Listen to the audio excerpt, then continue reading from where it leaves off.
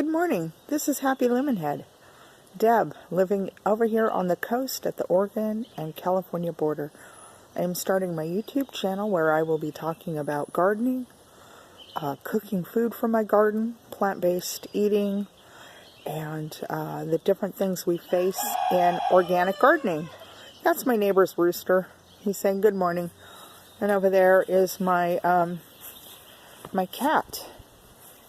He's a Siberian. His name is Maximum Katniss. Anyways, and there's my greenhouse with all my plant starts. And today I'm going to be filling those baskets hanging there with flowers.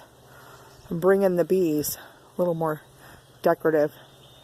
Anyways, I'll give you a view of the garden I'm working with.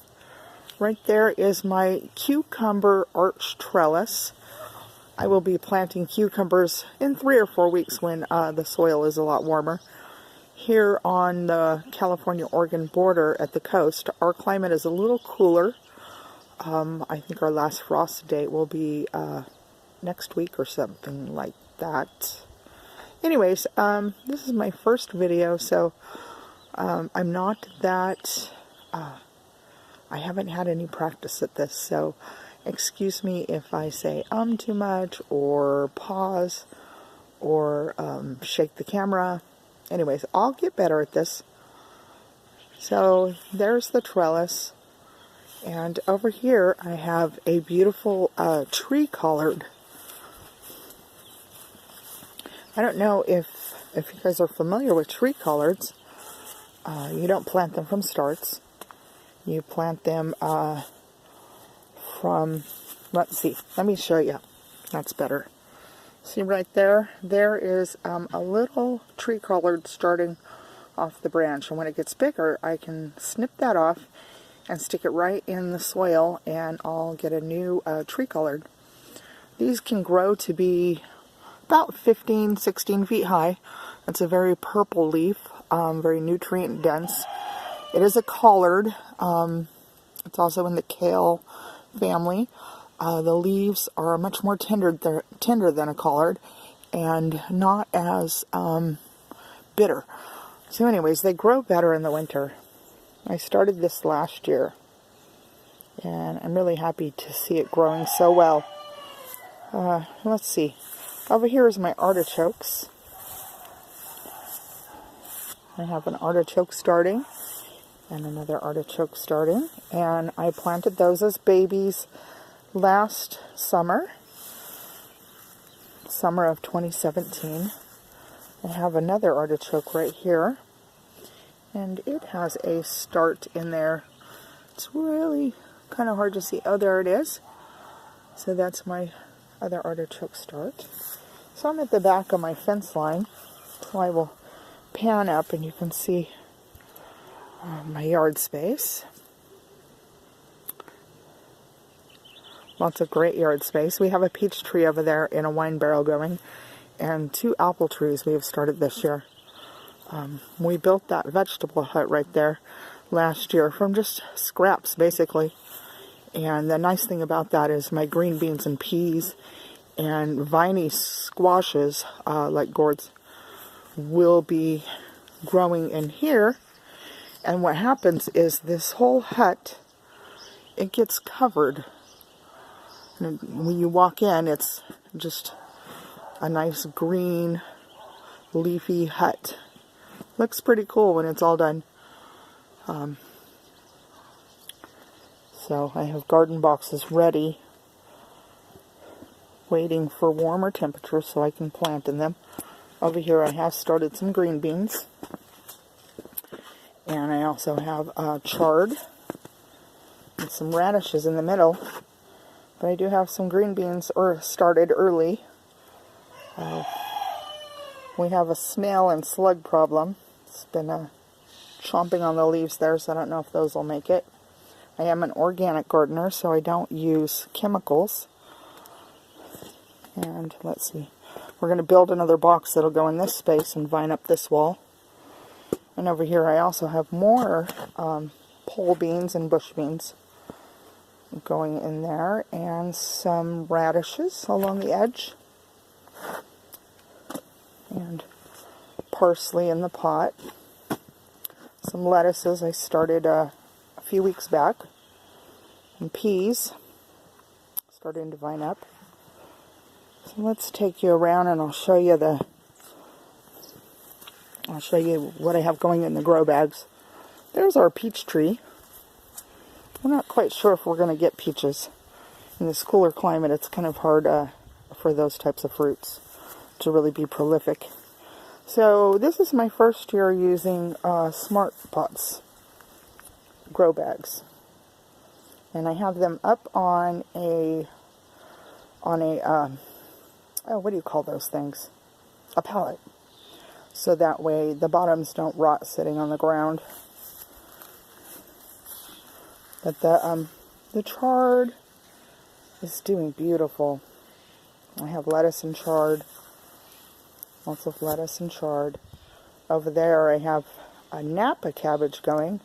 And I probably should have only put one Napa cabbage in one 7-gallon grow bag. Looks like they're going to be a little crowded. Over here is my blueberries in this wine barrel. Let's see if I can get you in to see. I have a few berries going, and I have 2 varieties of the blueberries. Let's see. Here's a box that Dan built with pallets. And in here I planted garlic last October, so I'll have a garlic harvest here in a couple months. Let's see. These are strawberry milk crate towers, and I have strawberries going all the way up. And at the bottom there's lettuce. The strawberries are doing great. There you go. We took PVC pipe and covered it with weed barrier material, just to keep the pipe from getting plugged inside the dirt. And then I'm able to water and fertilize each crate that way. In the spouts we have a little funnel that fits into the hole of the PVC so that I can water it. But I have strawberries going even up on the top. It's hard to see. There's strawberries. And then I have a shorter strawberry tower going right here. But my strawberries are doing really well. They're flowering, so I'll have berries soon. I see berries starting down here.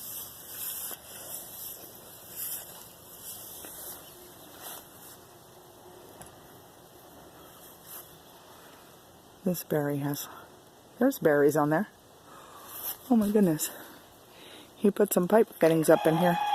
I planted green onions, spring onions, up in the top there. He must not have realized that. So soon I'll have onions going up there. Onions are a great companion plant with strawberries, and the flavor doesn't cross over. Now, in this box, we have thyme that is kind of taking over. And my rhubarb is coming back. There's my rhubarb leaves. More thyme, and another strawberry there. Here's a box I have to get ready.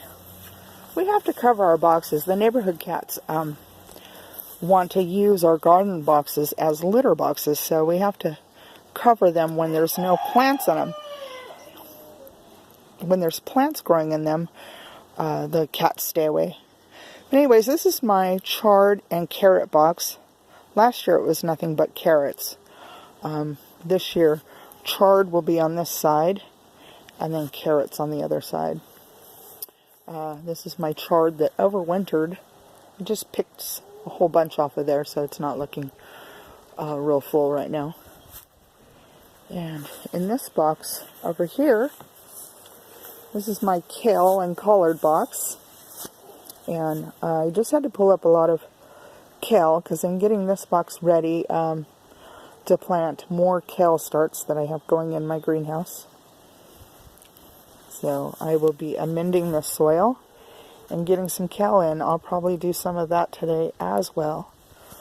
Now, along this, fence is another tree collard. It had gotten broken off over the winter. So I stuck it in the ground and it actually got a root ball.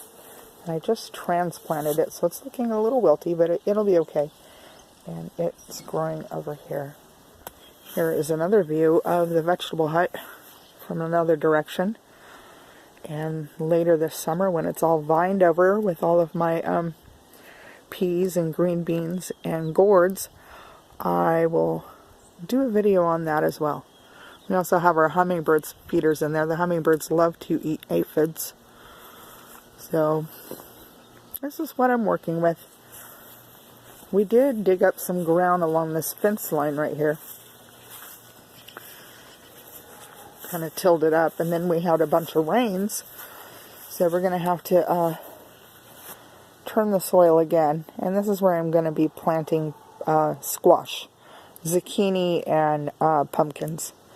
And I think, yes, I have a butternut squash too. I'll be planting in this.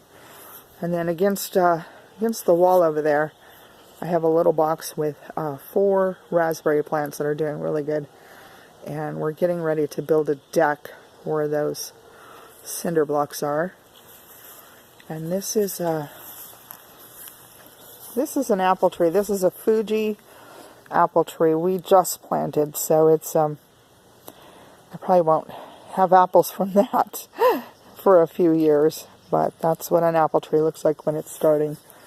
Now I'll take you over to this part of the yard and show you my dwarf Honeycrisp tree that we purchased at a nursery a couple months ago, and it's 3 years old. So the dwarf variety will start producing apples in the 3rd or 4th year, so we should get a few apples this year. The nice thing about a dwarf apple tree is it doesn't get too tall, so it's really easy to pick your fruit. Although you do have to prop up the branches as the fruit begins to grow, or they will break off. But this is actually starting to get its leaves, and soon it will have buds. It's going to be beautiful. I can't wait. Apples is one of those things I really enjoy having fresh and organic. And the nice thing about this town that I live in, here at the Oregon and California border, is apple trees grow all over this town, all different varieties, and they grow wild, and many of the houses do have apple trees. So we're able to also forage from our neighbors who let them drop and gather apples. I like to can up applesauce, so I have it all year long, and juice it, and then freeze juice, as well as drink it fresh, and apple pies, and can up apple pie filling. So here are some pallets that we put up on a bench, and we fastened to the chain link fence, and in these pallets are going to be lettuces and probably some bush beans at the bottom. So the sun is kind of making it hard to see in there, but each part of the box has wood in there to keep the dirt from going through. I'll probably line it with some weed barrier and get that going. Over here is my neighbor's blackberry bush that comes over the fence, and I'm able to forage blackberries from that. They're great, big, huge berries. And so anyways, this is my garden, and I'm pleased to be bringing you along with how this garden will grow over the growing season of 2018. We're just getting started in spring. Anyways, if you like this video, please hit like, and please subscribe to my channel, where you will get lots of tips on organic gardening, especially in a cooler climate, a foggy climate in the summer, plant-based recipes, where I will take food right from my garden and make delicious colorful plates of food. All right. Talk to you soon. Bye-bye.